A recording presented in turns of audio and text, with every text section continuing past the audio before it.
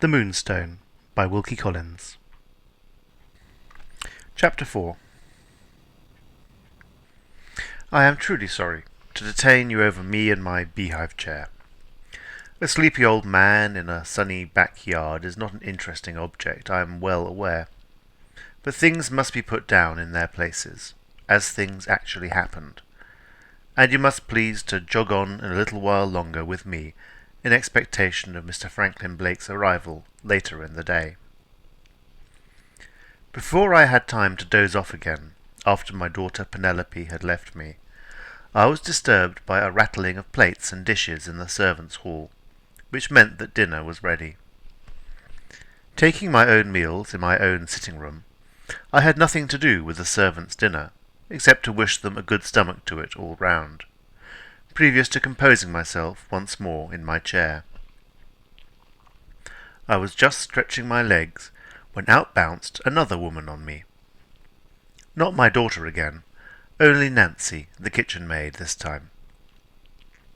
I was straight in her way out, and I observed, as she asked me to let her by, that she had a sulky face, a thing which, as head of the servants, I never allow, on principle, to pass me without inquiry. "What are you turning your back on your dinner for?" I asked. "What's wrong now, Nancy?" Nancy tried to push by without answering, upon which I rose up and took her by the ear. She is a nice plump young lass, and it is customary with me to adopt that manner of showing that I personally approve of a girl. "What's wrong now?" I said once more. "Rosanna's late again for dinner," says Nancy, "and I'm sent to fetch her in. All the hard work falls on my shoulders in this house. Let me alone, Mr. Betteridge." The person here mentioned as Rosanna was our second housemaid. Having a kind of pity for our second housemaid, why you shall presently know, and seeing in Nancy's face that she would fetch her fellow servant in with more hard words than might be needful under the circumstances, it struck me that I had nothing in particular to do, and that I might as well fetch Rosanna myself, giving her a hint to be punctual in future, which I knew she would take kindly from me. "Where is Rosanna?" I inquired. "At the sands, of course," said Nancy, with a toss of her head.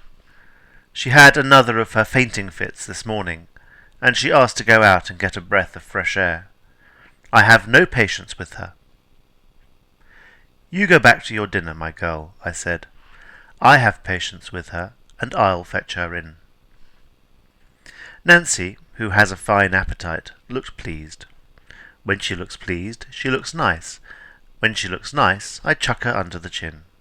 It isn't immorality, it's only a habit. Well, I took my stick and set off for the sands. No, it won't do to set off yet.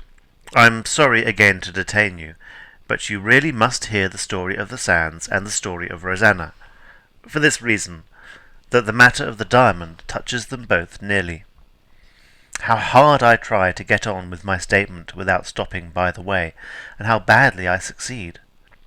But there, persons and things do turn up so vexatiously in this life, and will, in a manner, insist on being noticed. Let us take it easy, and let us take it short. We shall be in the thick of this mystery soon, I promise you.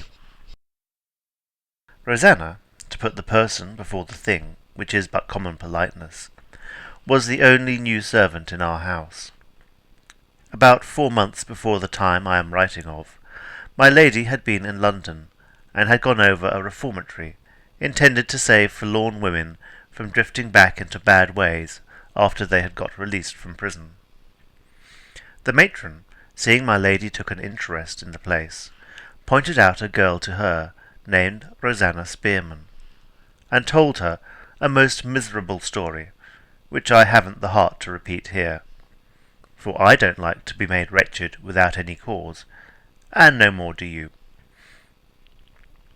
The upshot of it was that Rosanna Spearman had been a thief, and, not being of the sort that get up companies in the city, and rob from thousands, instead of only robbing from one, the law laid hold of her, and the prison and the reformatory followed the lead of the law. The matron's opinion of Rosanna was, in spite of what she had done, that the girl was 1 in 1,000, and that she only wanted a chance to prove herself worthy of any Christian woman's interest in her. My lady, being a Christian woman if ever there was one yet, said to the matron upon that, Rosanna Spearman shall have her chance in my service. A week afterwards, Rosanna Spearman entered the establishment as our second housemaid.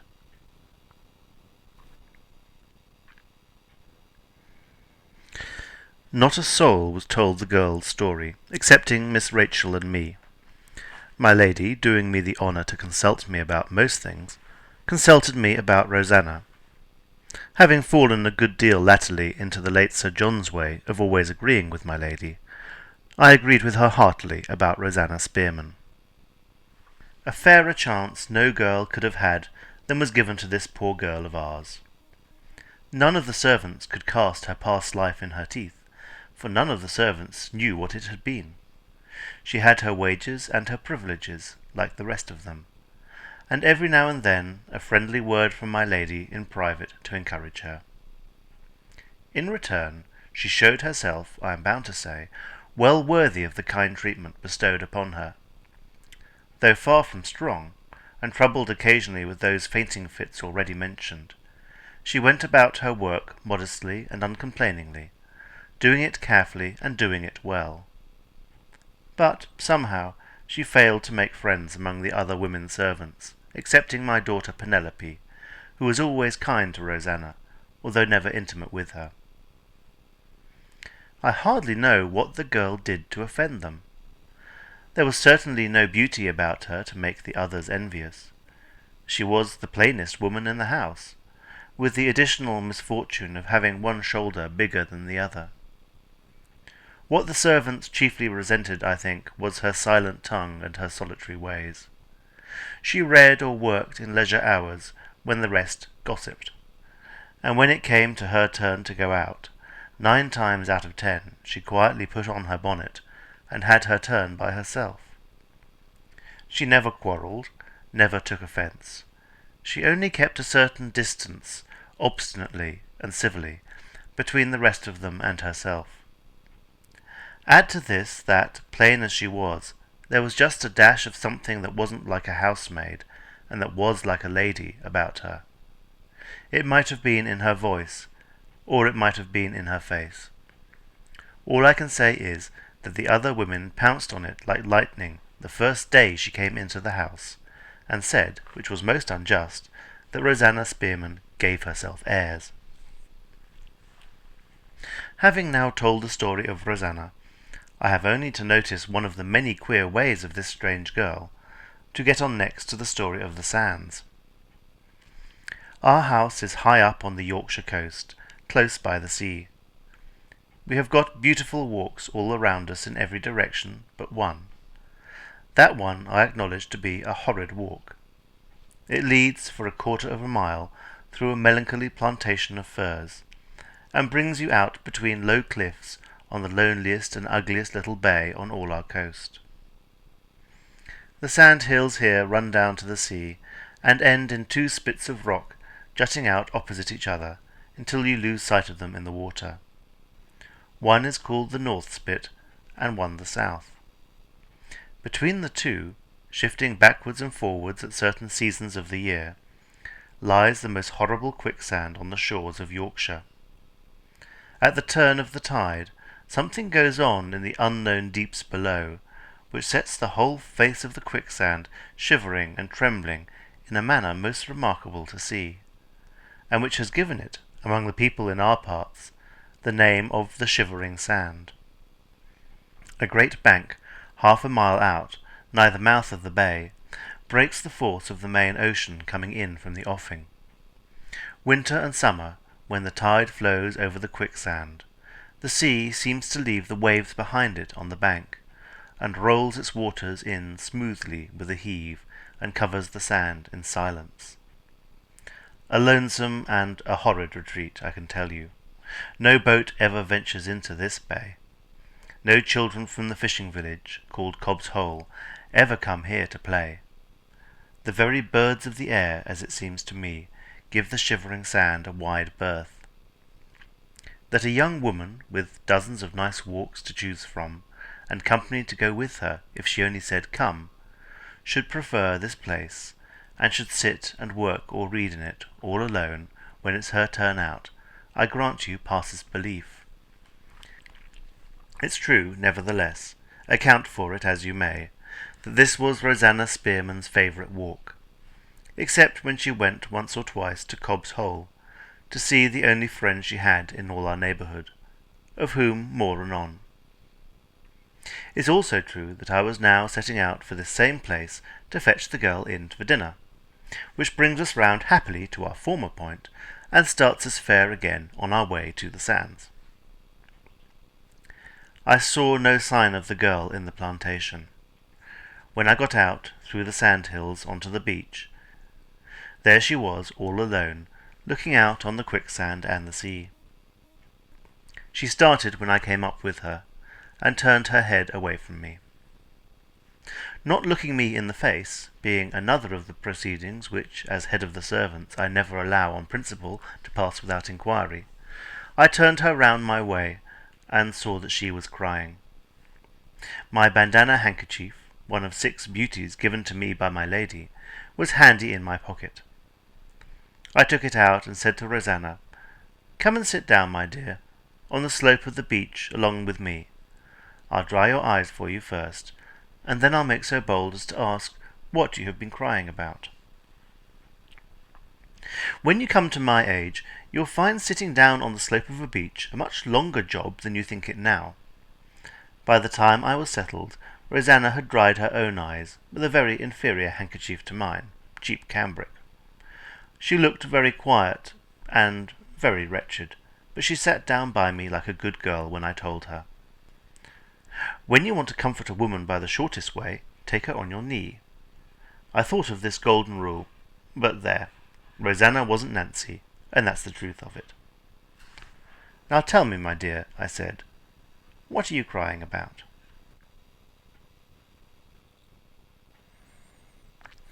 "About the years that are gone, Mr. Betteridge," says Rosanna quietly. "My past life still comes back to me sometimes." "Come, come, my girl," I said. "Your past life is all sponged out. Why can't you forget it?" She took me by one of the lappets of my coat. I am a slovenly old man, and a good deal of my meat and drink gets splashed about on my clothes. Sometimes one of the women, and sometimes another, cleans me of my grease. The day before, Rosanna had taken out a spot for me on the lappet of my coat, with a new composition, warranted to remove anything. The grease was gone, but there was a little dull place left on the nap of the cloth where the grease had been. The girl pointed to that place and shook her head. "The stain is taken off," she said, "but the place shows, Mr. Betteridge. The place shows." A remark which takes a man unawares by means of his own coat is not an easy remark to answer. Something in the girl herself, too, made me particularly sorry for her just then.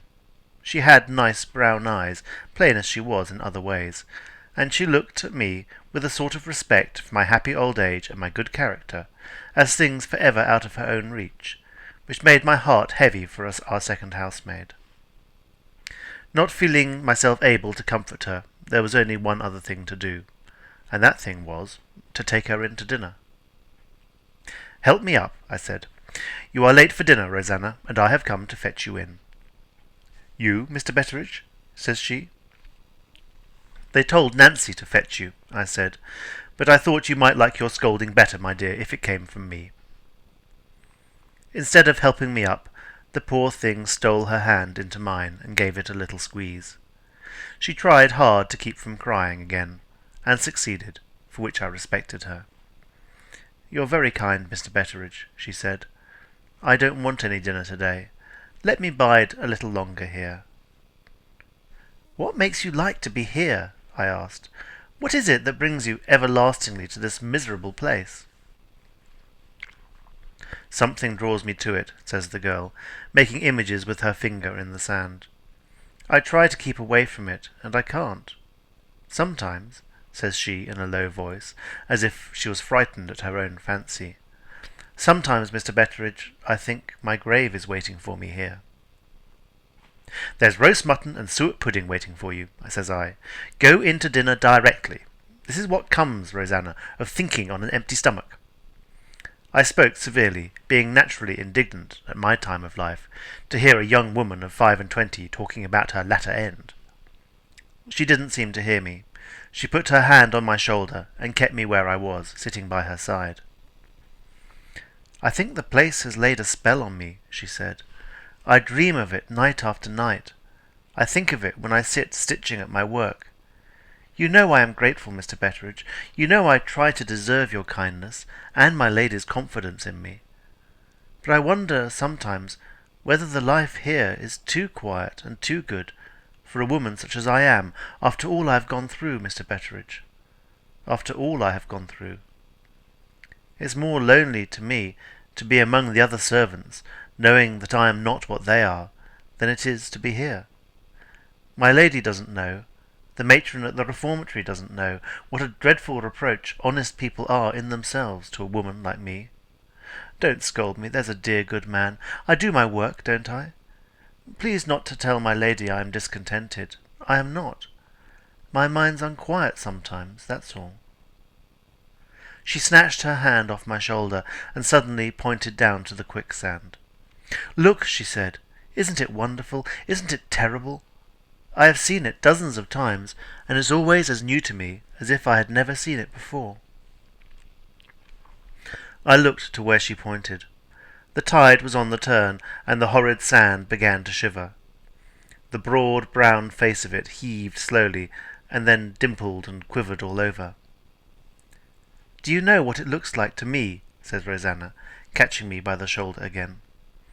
It looks as if it had hundreds of suffocating people under it, all struggling to get to the surface, all sinking lower and lower into the dreadful deeps. Throw a stone in, Mr. Betteridge. Throw a stone in, and let's see the sand suck it down. Here was unwholesome talk. Here was an empty stomach feeding an unquiet mind. My answer, a pretty sharp one in the girl's own interests, I promise you, was at my tongue's end, when it was snapped off short, on a sudden, by a voice among the sandhills, shouting for me by name. Betteridge, cries the voice, where are you? Here, I shouted out in return, without a notion in my mind of who it was. Rosanna started to her feet, and stood looking towards the voice. I was just thinking of getting on my own legs next, when I was staggered by a sudden change in the girl's face. Her complexion turned of a beautiful red, which I had never seen in it before. She brightened all over with a kind of speechless and breathless surprise. Who is it? I asked. Rosanna gave me back my own question. Oh, who is it? She said softly, more to herself than to me. I twisted round on the sand and looked behind me.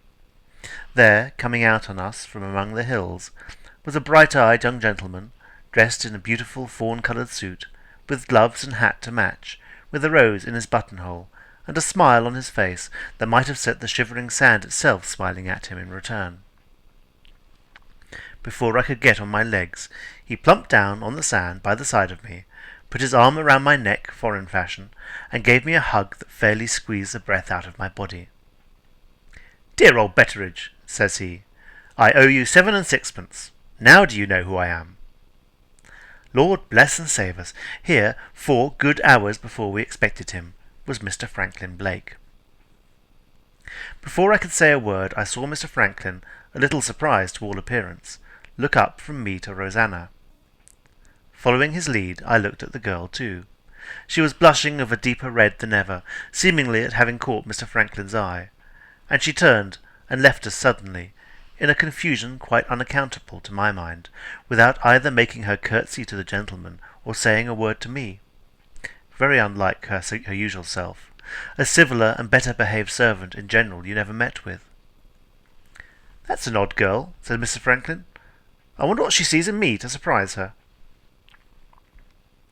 I suppose, sir, I answered, drolling on a young gentleman's continental education, it's the varnish from foreign parts. I set down here Mr. Franklin's careless question and my foolish answer, as a consolation and encouragement to all stupid people. it being, as I have remarked, a great satisfaction to our inferior fellow creatures to find their betters are on occasions no brighter than they are. Neither Mr. Franklin, with his wonderful foreign training, nor I, with my age, experience, and natural mother wit, had the ghost of an idea what Rosanna Spearman's unaccountable behaviour really meant. She was out of our thoughts, poor soul, before we had seen the last flutter of her little grey cloak among the sandhills. And what of that, you will ask? Naturally enough. Read on, good friend, as patiently as you can, and perhaps you will be as sorry for Rosanna Spearman as I was when I found out the truth. End of chapter 4.